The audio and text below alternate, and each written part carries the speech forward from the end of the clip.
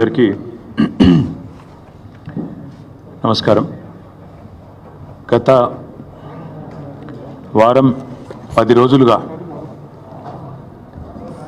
Hyderabad central యూనివర్సిటీలో అక్కడి విద్యార్థులు చేస్తున్న ఆందోళనలు, వారి పోరాటానికి, వారి యొక్క పోరాట స్ఫూర్తికి ముందుగా మా పార్టీ తరపున, హైదరాబాద్ నగర ప్రజల తరపున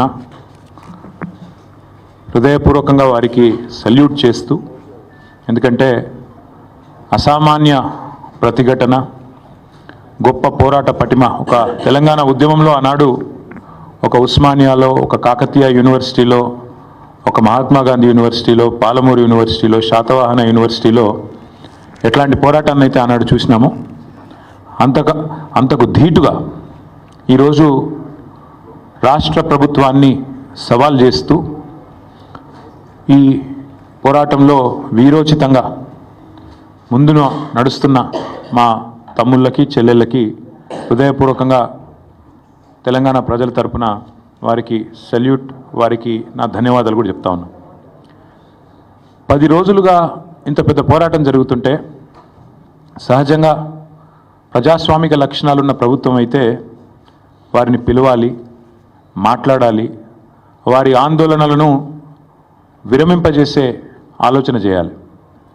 కనీసం వారితో పిలవకపోయినా కనీసం అక్కడికన్నా ప్రభుత్వ ప్రతినిధులను పంపి, ఒక మంత్రి గారినో లేదా బాధ్యత గల వ్యక్తులను, అధికారులను పంపి వారికి కొంత వివరించి చెప్పే ప్రయత్నం చేయాలి. కానీ ఈ ప్రభుత్వ వైఖరి ఎట్లా ఉంది? ఆందోళనలు చేస్తున్న విద్యార్థులను పట్టుకొని గుంటనక్కలు, అక్కడ జింకలు లేవు, గుంటనక్కలు ఉన్నాయని స్వయంగా ముఖ్యమంత్రి గారు మాట్లాడుతున్నారు. ఇంకొక మంత్రి గారు అయితే పేమెంట్ బ్యాచ్ అని చెప్పి విద్యార్థులను చిన్నగా చేసే విధంగా, వాళ్ళని అల్పంగా చూపే విధంగా ఇంకొక మంత్రి గారు నోరు బారేసుకుంటారు. ఉప ముఖ్యమంత్రి గారు అక్కడ జంతువులే లేవు, అదంతా AI జనరేటెడ్, ఆర్టిఫిషియల్ ఇంటెలిజెన్స్ ద్వారా జనరేట్ అయిన ఇమేజెస్ అని తన కృత్రిమ మేధస్సును ఆయన బయట పెట్టుకున్నాడు. ఇది పరిస్థితి. మేము ప్రభుత్వానికి చెప్పేది ఏమంటే, ఇది దాయాదుల పోరు కాదు, ఆస్తి తగాదా అంతకంటే కాదు. భూమి నీదా నాదా అని కొట్టుకునేందుకు రేవంత్ రెడ్డి ఆ పిల్లలకు వేలు విడిచిన మేనమామనో, బాబాయో, తాతనో కాదు. రేవంత్ రెడ్డి ఈరోజు 4 కోట్ల మంది ప్రజలున్న ఈ రాష్ట్రానికి ముఖ్యమంత్రి. అంటే ఈ రాష్ట్రంలో 4 కోట్ల మంది కట్టే పన్నులతో జీతం తీసుకునే ఒక ప్రతినిధి. నిజంగా చెప్పాలంటే రూలింగ్ పార్టీ అని మా పెద్దలు కేసీఆర్ గారు ఎప్పుడు చెప్తుంటారు, రూలింగ్ పార్టీ కాదు సర్వింగ్ పార్టీ అని పిలవాలంటారు. ముఖ్యమంత్రి అనేవాడు ఈ రాష్ట్రానికి బాసో, ఈ రాష్ట్రానికి నియంతనో, చక్రవర్తో, రాజో కాదు. ఒక పెద్ద పాలేరులాగా, ఒక పబ్లిక్ సర్వెంట్ మాదిరిగా పనిచేయాల్సిన బాధ్యతలో ఉన్న వ్యక్తి. మంత్రి అయినా, ఎమ్మెల్యే అయినా, ఎమ్మెల్సీ అయినా మేమందరం కూడా వేరే పబ్లిక్ సర్వెంట్స్, మేమంతా ప్రజాసేవకులం. ఈ విషయం మర్చిపోయి తనకు రాజ్యాంగబద్ధమైన పదవులు ఉన్నా అన్న విషయాన్ని పూర్తిగా ఇంగితం కోల్పోయి రేవంత్ రెడ్డి గారు చేస్తున్న దురుసు మాటలు, దురుసు వ్యాఖ్యలు ఏవైతున్నాయో వారికి కొన్ని విషయాలు నేను గుర్తు చేస్తూ ఉన్నా. మనందరం కూడా public servants, we're all public servants including you.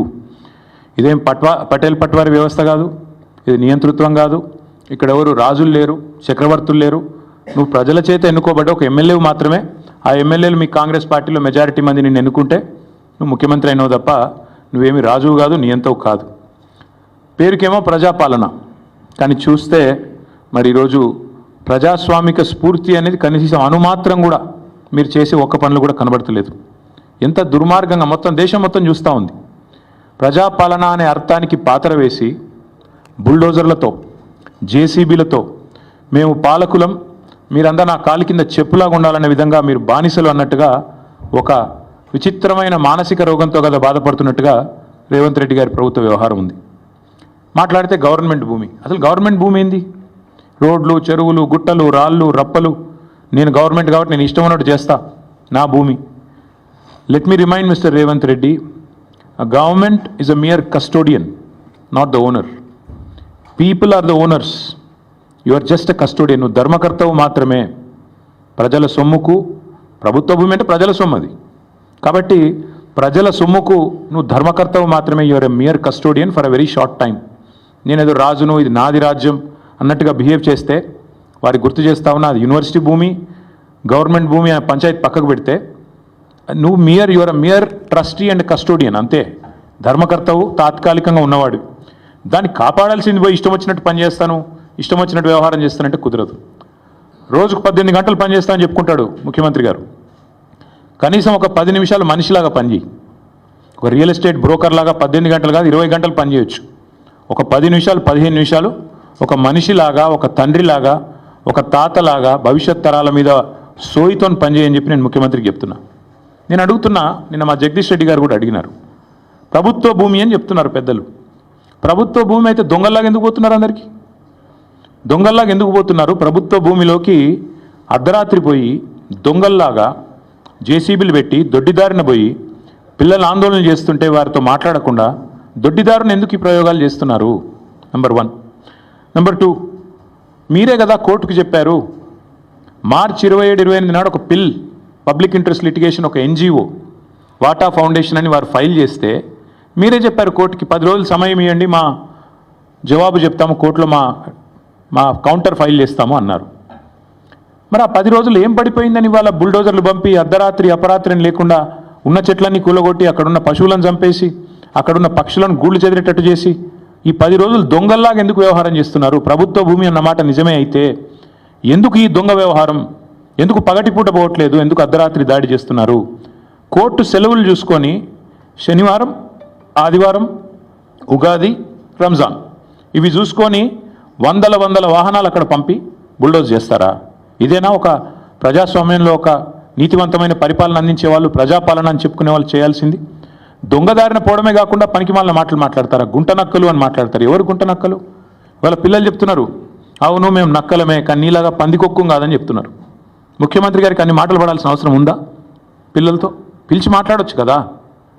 అరే ఇంత దారుణంగా, ఇంత అన్యాయంగా హైకోర్టు ఎన్నిసార్లు తిట్టిందండి? ఈ హైడ్రాతోని వీకెండ్స్ పని చేసుకుంటా, శనివారాలు ఆదివారాలు పని చేసుకుంటా, కోర్టు సెలవు దినాల నాడు హైడ్రాతో మీరు కొడుతున్నారు పేదల ఇండ్లు, ఇంకోసారి పిచ్చి చేస్తే హైడ్రాను రద్దు చేసి పారిస్తాను కూడా హైకోర్టు చెప్పలేదా? అయినా మీకు బుద్ధి రాదా నీ ప్రభుత్వానికి? బుల్డోజర్లు ఎందుకు పోతున్నాయి ఆదివారాలు శనివారాలు ప్రజల మీదకి? అంటే ఎన్నిసార్లు కోర్టు చెప్పినా, హైకోర్టు చెప్పినా, సుప్రీంకోర్టు చెప్పినా నీకు బుద్ధి రాదా?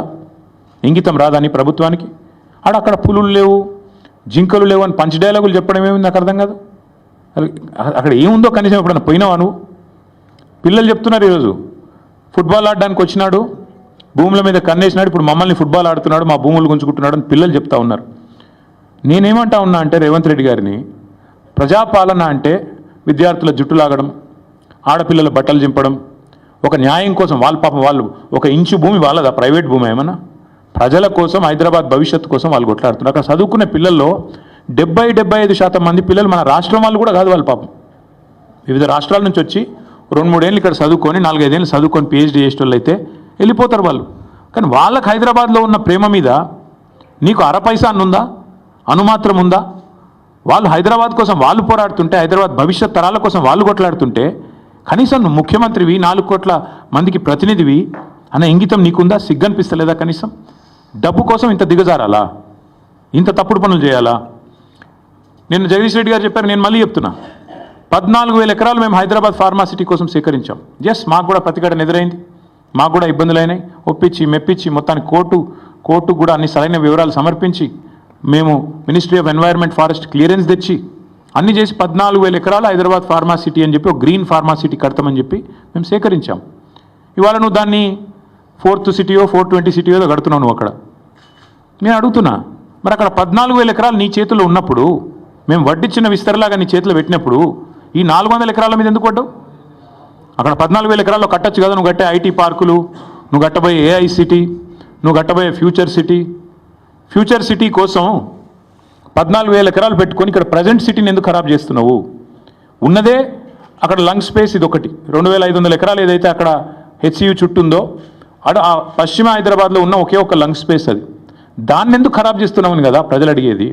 దాన్ని ఎందుకు ఖరాబ్ చేస్తున్నామని కదా పిల్లలు కొట్లాడేది. అక్కడుండే జంతువులకు నోరు లేదు, నీ మంత్రులకు లేదా, నీ ఎమ్మెల్యేలకు లేదా? కనీసం ఒక్కరు మాట్లాడుతున్నారా? ఒక్కరికన్నా కనీసం బాధ అనిపిస్తలేదా? నెమళ్ళు అరుస్తుంటే ఆ పశువులు పక్షులు గోల చేస్తుంటే మా గూడు జరగొట్టద్దని ఏడుస్తుంటే ఒక్కళ్ళకు కూడా మానవత్వం ఉన్నవాడికి దేశం మొత్తం వినబడుతుంది, కానీ మీకు వినబట్టలేదా? అందుకే నేను రేవంత్ రెడ్డి గారికి చెప్పేది, పిల్లలు అడుగుతున్నారాడా ఏ యూనివర్సిటీ హే రియల్ ఎస్టేట్ నహి అని చెప్పి నినాదాలు ఇస్తున్నారు. ఇక మళ్ళీ దాని మీద ప్రెస్ మీట్లు ఇష్టం వచ్చినట్టు తిట్లు, మేము అవన్నీ చెప్పడానికి నేను రాలేదు.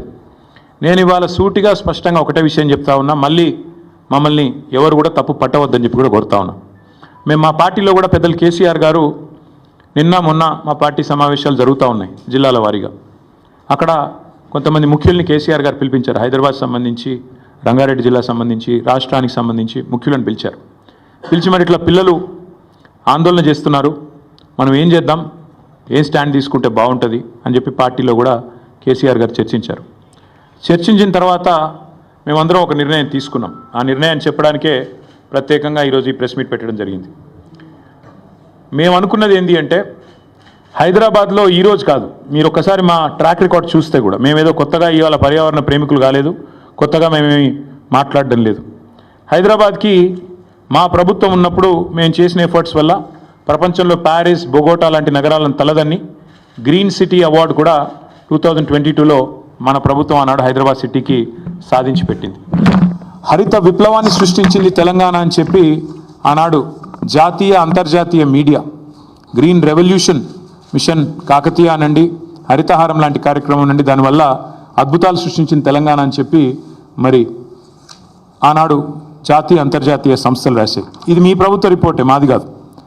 7.7% గ్రీన్ కవర్ పెరిగింది కేసీఆర్ గారి ప్రభుత్వంలో అని చెప్పి ఫారెస్ట్ సర్వే ఆఫ్ ఇండియా ఇచ్చిన రిపోర్టు మీ MCRHRD వెబ్సైట్లో ఉంది, ముఖ్యమంత్రి గారు కావాలంటే చూసుకోవచ్చు.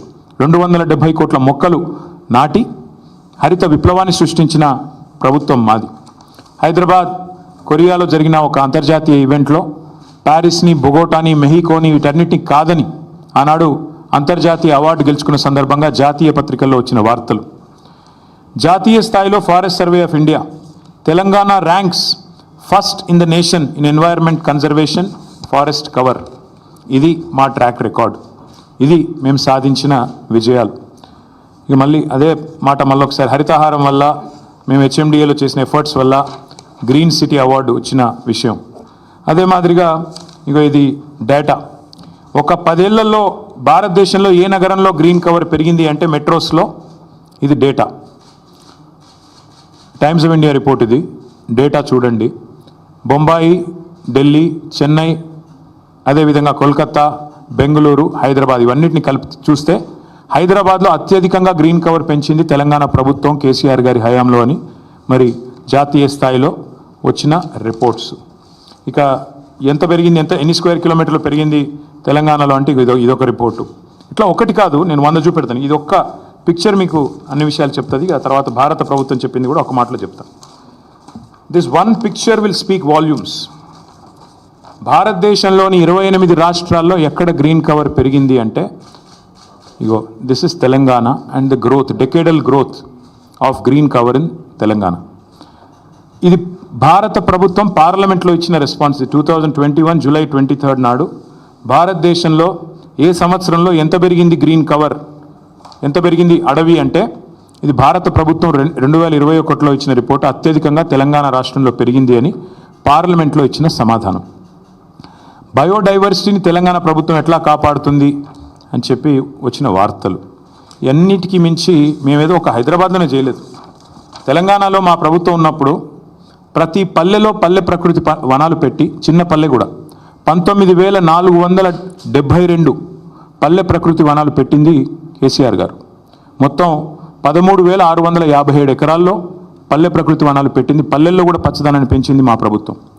మండల స్థాయిలో 2011 బృహత్ ప్రకృతి వనాలు పెట్టింది. మొత్తం 6,298 ఎకరాల్లో ఆనాడు కేసీఆర్ గారి ప్రభుత్వం. హైదరాబాద్ చుట్టూతా 108 అర్బన్ లంగ్ స్పేసెస్ క్రియేట్ చేసి వాటిల్లో కూడా మరి వేలాది ఎకరాల్లో ప్రజలకు కండ్లకోయ ఆక్సిజన్ పార్క్ కావచ్చు, ఉప్పల్ వైపు కావచ్చు, మీరు ఎటువైపులా పోయినా మొత్తం 108 అర్బన్ లంగ్ స్పేసెస్ క్రియేట్ చేసింది కేసీఆర్ గారి ప్రభుత్వం. అట్లాగే 1,00,000 పైచిలుకు పంచాయతీరాజ్ రహదారుల వెంబడ అవెన్యూ ప్లాంటేషన్ చేయడం జరిగింది. 12,000 కిలోమీటర్ల పైచిలుకు R&B రోడ్ల వెంబడ కూడా మరి మల్టిపుల్ అవెన్యూ ప్లాంటేషన్ చేయడం జరిగింది. ప్రతి ఊర్లో నర్సరీ ఉన్న ఒకే ఒక్క రాష్ట్రం భారతదేశంలో తెలంగాణ. 14,864 నర్సరీలు మున్సిపాలిటీలతో కలిపి, హైదరాబాద్తో కలిపి, ప్రతి ఊరితో కలిపితే దాదాపు 15,000 నర్సరీలు ఉన్న ఒకే ఒక్క రాష్ట్రం తెలంగాణ. 270 కోట్ల మొక్కలు పెట్టిన ఒకే ఒక్క రాష్ట్రం Telangana. That is our commitment. మాకేదో కొత్తగా ఈరోజు ఎన్వైర్న్మెంట్ గురించి మాకు ఎవరి దగ్గర కితాబులు అవసరం లేదు. ఇదంతా ఎందుకు చెప్తా ఉన్నా అంటే, we have taken a decision yes a party that 400 acres which this government is eyeing like a real estate broker, ఆ 400 ఎకరాలను ఎట్టి పరిస్థితుల్లో, ఇది కేసీఆర్ గారి మాట, మా పార్టీ మాట, మా పార్టీ తరఫున మేము మాటిస్తున్నాం, 3 ఏళ్లలో మేము ఖచ్చితంగా మళ్ళీ ప్రభుత్వంలోకి వస్తున్నాం. ప్రభుత్వంలోకి వచ్చిన తర్వాత మేము ఆ 400 ఎకరాలని మొత్తం హైదరాబాద్లో, మొత్తం తెలంగాణలోనే అతి పెద్ద ఈకో పార్క్గా ఏర్పాటు చేస్తాము. ఇప్పుడే నేను స్పష్టంగా చెప్తా ఉన్నా, ఈరోజు ఎవరైనా రేవంత్ రెడ్డి విసిరే బిస్కెట్లకు ఆశపడి, రేవంత్ రెడ్డి చెప్పే మాటలకు ఆశపడి ఆ ల్యాండ్ 1 ఇంచ్ ఎవరన్నా కొనుక్కున్నా మళ్ళీ కుండ బద్దలు కొట్టినట్టు చెప్తున్నా, మమ్మల్ని తర్వాత అనొద్దు. ఖచ్చితంగా ప్రతి ఇంచ్ తిరిగి వెనక్కి తీసుకుంటాము.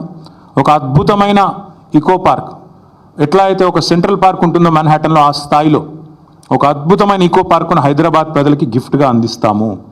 అటు సెంట్రల్ యూనివర్సిటీ విద్యార్థులకు ఆ గిఫ్ట్గా ఉంటుంది, హైదరాబాద్ ప్రజలకు కూడా ఇది ఒక గిఫ్ట్గా ఇస్తాము. ఇది మా కమిట్మెంట్, ఇది మా బాధ్యత. హైదరాబాద్ ప్రజలు మాకు ఓట్లేసి గెలిపించారు. మొన్నటి ఎన్నికల్లో కూడా ఏకపక్షంగా కాంగ్రెస్కి 1 సీట్ ఇవ్వకుండా గెలిపించారు. So we're committed to protecting environment in the city of Hyderabad, in the state of Telangana. ఆ 400 ఎకరాలు పొరపాటున కూడా ఎవరు కొనవద్దు. కొంటే మీరు నష్టపోతారు. మమ్మల్ని తర్వాత తప్పుపడ్డద్దు. ప్రభుత్వంలోకి వచ్చిన తర్వాత కాదు, 3 ఏళ్ల ముందు చెప్తున్నాము. మమ్మల్ని తర్వాత అనవద్దు. ముందే చెప్తున్నాము, ఈ ప్రభుత్వం రియల్ ఎస్టేట్ విస్తరణ కాంక్షతో పనిచేస్తోంది. మేము మాత్రం భవిష్యత్ తరాల కోసం ఆలోచిస్తున్నాము. A politician thinks about next election, a statesmen thinks about next generation. అందుకే మా నాయకుడు కేసీఆర్ గారు చెప్పారు, వచ్చే తరాల కోసం ఆలోచించాలి ఆ 400 ఎకరాలు. ఎందుకంటే మొన్నటిదాకా కోర్టు డిస్ప్యూట్లో ఉంది కాబట్టి మేమే కొట్లాడినాం కోర్టులో కూడా. ప్రైవేట్ వ్యక్తులది కాదు, ఆ ల్యాండ్ ప్రభుత్వాంది అని. మేమే కొట్లాడుతూనే ఆ ల్యాండ్ తిరిగి ప్రజలకు వచ్చింది. ఇవాళ అదేదో రియల్ ఎస్టేట్ కింద అమ్ముకోవడానికి కాదు మేము కొట్లాడింది. ఆ ప్రాంతంలో పర్యావరణ పరిరక్షణ జరగాలి, ఆ ప్రాంతంలో ఒక అర్బన్ లంగ్ స్పేస్ ఉండాలి. ఢిల్లీ మాదిరిగా మన నగరం మారొద్దు. ఢిల్లీలో ఎట్లయితే ఎయిర్ క్వాలిటీ దెబ్బతిని ఇవాళ మాస్కులు వేసుకొని తిరిగే పరిస్థితి వచ్చిందో, ఎయిర్ క్వాలిటీ డేంజరస్ లెవెల్స్గా ఉంది అని చెప్పి ఇవాళ వివిధ దేశాలు అక్కడి ప్రజలు ఎవరైతే ఉన్నారో వారికి చెప్పే పరిస్థితి వచ్చిందో, ఆ పరిస్థితి హైదరాబాద్కి రాకూడదు. భవిష్యత్ తరాలు బాగుండాలి అంటే, మన పిల్లలు బాగుండాలి అంటే, so we're committed and we're committing to making sure this 400 acres of Kanche Gachibowli land will be converted into an eco park, and we are requesting all the people who are interested in coming and joining with us. మా శ్రీనివాస్ యాదవ్ గారు ఇందాకనే నాతో అన్నారు, అన్న పిల్లలు ఆందోళన చేస్తున్నారు, మనం వెళ్ళాలి అన్నారు. ఎస్, మేము కూడా పోవాలని ఆలోచించినాం. కానీ దుర్మార్గులు కాంగ్రెస్ వాళ్ళు మేము ఆడ పడుగు పెట్టంగానే ఇది మొత్తం బీఆర్ఎస్ వాళ్ళే నడిపిస్తున్నారు అని పనికిమాలిన మాటలు మాట్లాడతారు. అందుకే కొద్దిగా దూరంగా ఉన్నాం. But I think the time has come. మేము కూడా ఇప్పుడు ప్రభుత్వం కనుక వెనక్కి తగ్గపోతే మేము కూడా పిలుపునిస్తాం. మొత్తం హైదరాబాద్ ప్రజలతో పాటు మా ప్రజాప్రతినిధులందరం కూడా we will March to HCU. వదిలిపెట్టం. ప్రభుత్వం వెనక్కి తగ్గాల్సిందే, తగ్గకపోతే వదిలిపెట్టం. ఎట్టి పరిస్థితుల్లో కూడా ఊరుకోం. ఆల్రెడీ రాజ్యసభలో మా రాజ్యసభ ఫ్లోర్ లీడర్ సురేష్ రెడ్డి గారు, మా ఎంపీ గాయత్రి రవిచంద్ర గారు, వద్దిరాజు రవిచంద్ర గారు చాలా గట్టిగా మాట్లాడినారు. ఎస్, ఇది కేంద్ర ప్రభుత్వం కూడా జోక్యం చేసుకోవాలి, ఇది కేంద్రీయ విద్యాలయంలో ఆందోళన జరుగుతున్నాయి, వెంటనే జోక్యం చేసుకోండి అని కోరినారు. అట్లాగే 10 మంది HCU విద్యార్థులు మేము ఢిల్లీకి వెళ్ళాలి, మాకు అపాయింట్మెంట్ ఇప్పించండి అంటే ధర్మేంద్ర ప్రధాన్ గారితో అపాయింట్మెంట్ ఇప్పించి HRD మినిస్టర్ గారితో వారిని కూడా తీసుకొని పోయాము. వారికి కూడా సపోర్ట్ చేస్తున్నాం. లీగల్గా కూడా కొట్లాడుతున్న విద్యార్థులు ఎవరైతే ఉన్నారో, NGOలు ఎవరైతే ఉన్నారో వారికి కూడా బరాబర్ చెప్తున్నాం, సపోర్ట్ చేస్తాం. This is not a political fight, this is a fight for the future of Hyderabad, for the future of Telangana. కాబట్టి ఖచ్చితంగా ఏ పర్యావరణవేత్తకైనా అండగా ఉంటాం.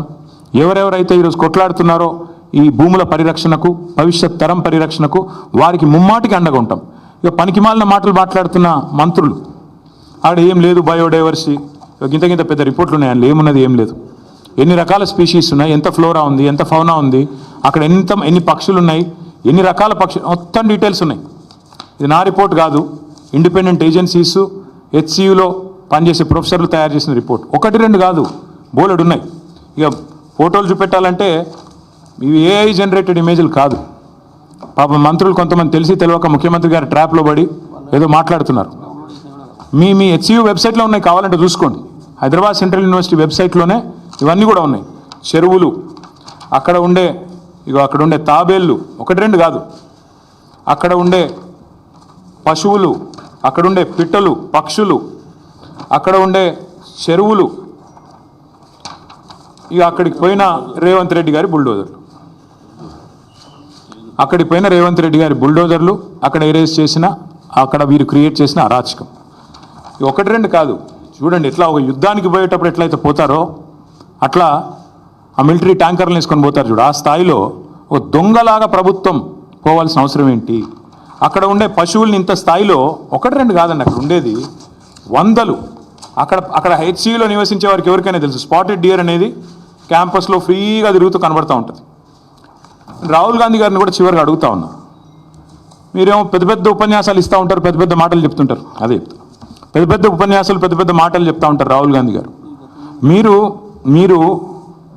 మీరు రాహుల్ గాంధీ గారు ఆనాడు రోహిత్ వేముల విషయంలో మీరు ఆనాడు ఆల్ ఇండియా కాంగ్రెస్ కమిటీ అధ్యక్షుడు, ఒక ఎంపీ, కేసీఆర్ గారి ప్రభుత్వం ఉన్నప్పుడు మీరు వస్తే మీకు ఎస్కార్ట్ పెట్టి, పోలీస్ ఎస్కార్ట్ పెట్టి మరి మిమ్మల్ని 2 సార్లు హైదరాబాద్ సెంట్రల్ యూనివర్సిటీలో నిరసనలో పాల్గొనే ఒక ప్రజాస్వామిక పరిస్థితి ఆనాడు కేసీఆర్ గారి ప్రభుత్వంలో ఉండే.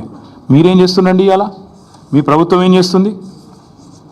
ఇగో ఇది మీరు చేస్తుంది. ఆడపిల్లల జుట్లు గుంజుకొట్టుడు, వాళ్ళ బట్టలు జినిగేటట్టు కొట్టుడు, పిల్లల మీద లాఠీ చార్జులు. ఇది పిల్లల మీద లాఠీ చార్జ్ నిన్న. ఇదా मोहब्बत का दुकान? राहुल जी, मैं आपसे कहना चाहता हूँ, ये मोहब्बत का दुकान नहीं है. आज तेलंगाना कांग्रेस गवर्नमेंट में नफरत का नया मकान बन गया. आप आइए HCU, आपने खुद कहा था जब भी आपको कोई आफत होगी, जब भी आपको कोई तकलीफ होगी, मुझे बुलाइए, मैं आ जाऊँगा. मेरा वादा है आपसे. राहुल जी आप कहाँ पे हैं? हाल ही में एक पिक्चर आई, लापता लेडीज. आज राहुल जी को लोग बोल रहे हैं कि लापता लीडर है. कहाँ है? पॉलिटिकल टूरिस्ट जो हैं राहुल जी, आइएगा एक बार. आप दर्शन देते रहते हो कभी का एक बार 1 साल में. आइए हैदराबाद सेंट्रल यूनिवर्सिटी, यहाँ की बच्चों के साथ बैठिए, बताइए उनको, समझाइए कि क्यों आपकी गवर्नमेंट कर रही है जो कर रही है, जो कारनामा, जो लाठीचार्ज कर रही है और जो बार बार बकवास कहा जाता है. मैं याद दिलाना चाहता हूँ एक और चीज़ भी. మీకు గుర్తుండాలి, ఇదే హైదరాబాద్లో టైమ్స్ ఆఫ్ ఇండియా వాళ్ళు క్యాంపెయిన్ రన్ చేశారు ఆ మధ్యన. మేము కేబీఆర్ పార్క్ చుట్టూ ఫ్లైఓవర్లు కడదామని స్టార్ట్ చేస్తే SRDP కింద క్యాంపెయిన్ స్టార్ట్ చేశారు, సేవ్ కేబీఆర్, ఒక 700 చెట్లు కొట్టేస్తున్నారని. మేము ప్రజాస్వామిక లక్షణాలు ఉన్న ప్రభుత్వం కాబట్టి విరమించుకున్నాం. అక్కడ కేబీఆర్ వాకర్స్ అందరూ నిరసన చెప్తుంటే వి విడ్రూ. ప్రభుత్వం ఒక నిర్ణయం తీసుకున్న, టెండర్లు కూడా పిలిచాం, టెండర్లు ఫైనల్ అయినాయి, అగ్రిమెంట్ అయింది, 6 ప్యాకేజీలు. కానీ ప్రజలు ఎప్పుడైతే నిరసన చెప్పారో మేము వెనుకకు తగ్గాం. కరెక్ట్ కాదు, వాళ్ళని కాదని, మనం వాళ్ళ కోసమే చేస్తున్నాం, మనకి ఎందుకు అని మనం నగర మంత్రులు, నగర ఎమ్మెల్యేలు అందరం కూడా పోయి సార్ని అడిగితే వద్దు, ఆపేయండి అన్నారు కేసీఆర్ గారు. That is commitment.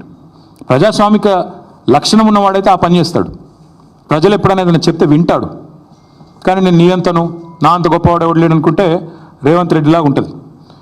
ఇది రేవంత్ రెడ్డి గారు అక్కడేం లేవంటారు. ఇక అక్కడ జింకలు పట్టుకొని నెహ్రూ జూలాజికల్ పార్క్లో పెట్టినారు. నాది కాదు, నెహ్రూ జూలాజికల్ పార్క్ రిపోర్ట్ ఇది.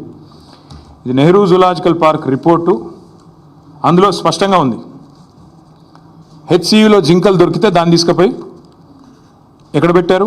జూ పార్క్లో పెట్టినారు. మరి ఇక ముఖ్యమంత్రికి జింకలు కనబడతలేవట, గుంట నక్కలు కనబడుతున్నాయట. దేశం అంతా కోడై కూర్చుంటే కూడా ముఖ్యమంత్రి గారికి అర్థం కావట్లేదు.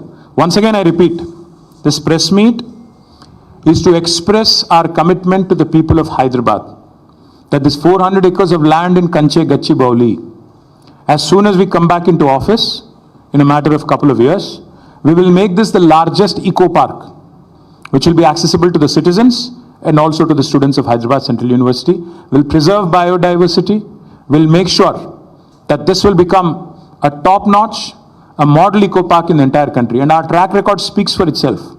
We are a government, BRS government, which had ensured that the highest green cover growth in the entire country happened in a decade during our tenure.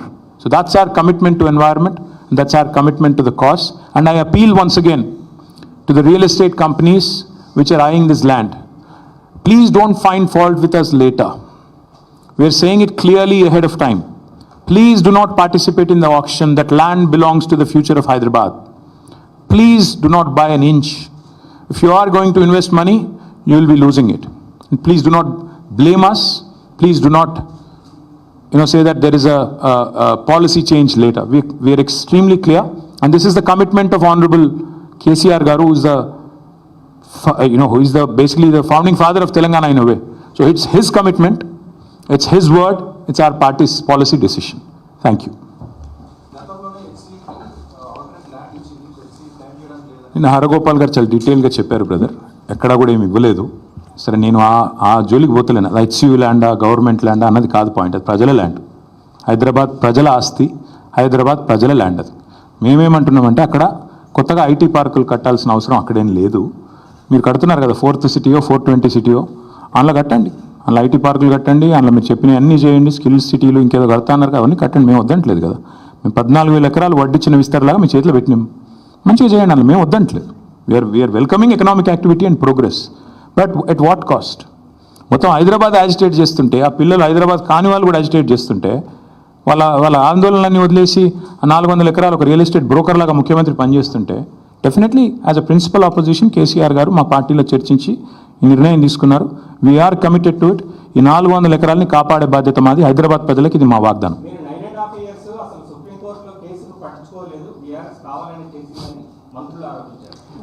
మంత్రులు నేనేమంటున్నా అంటే, వారికి పాపం విషయం తెలియదు.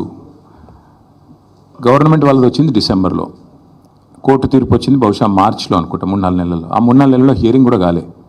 ఏదో మాట్లాడతారు, తెలిసి తెలియక ఏదో వాగుతూ ఉంటారు. ముఖ్యమంత్రి గారు మెప్పు పొందడం కోసం 20% కోసం 30% కోసం మాట్లాడటం గురించి మాకు పెద్ద ఫికర్ లేదు. We're concern about the future of Hyderabad. ఈ 400 ఎకరాల విషయంలో మా పార్టీ విధానం సుస్పష్టం. ఈ 400 ఎకరాలని ఒక హైదరాబాద్ మెచ్చే ఒక మణిహారం లాగా, ఒక ఈకో పార్క్ లాగా తయారు చేస్తాం. కాంగ్రెస్ స్టాండ్ ఏంటో చెప్పమని చెప్పండి, నేను కోరుతాం.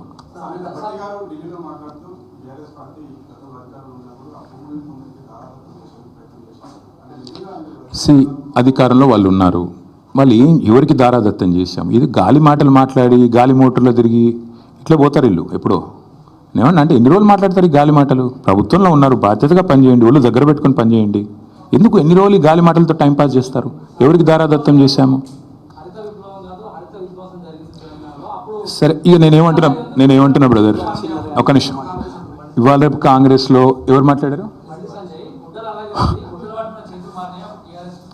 ఒక్క నిమిషం. ఇది బండి సంజయ్ ఐటమ్ నెంబర్ 6 ఏదే అది parliament reply. Item number 6 should read this.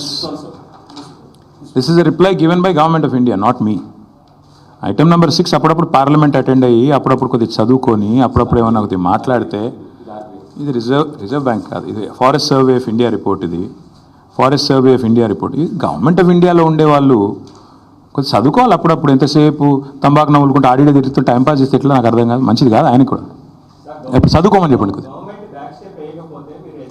ఇప్పుడే చెప్పాను, మీరు వినలేదు కాక, మీరు వినలేదు. మేము కూడా గవర్నమెంట్కి కావాల్సినంత టైం ఇస్తున్నాం. ఏప్రిల్ 7th నాడు కోర్టు కూడా ఉంది.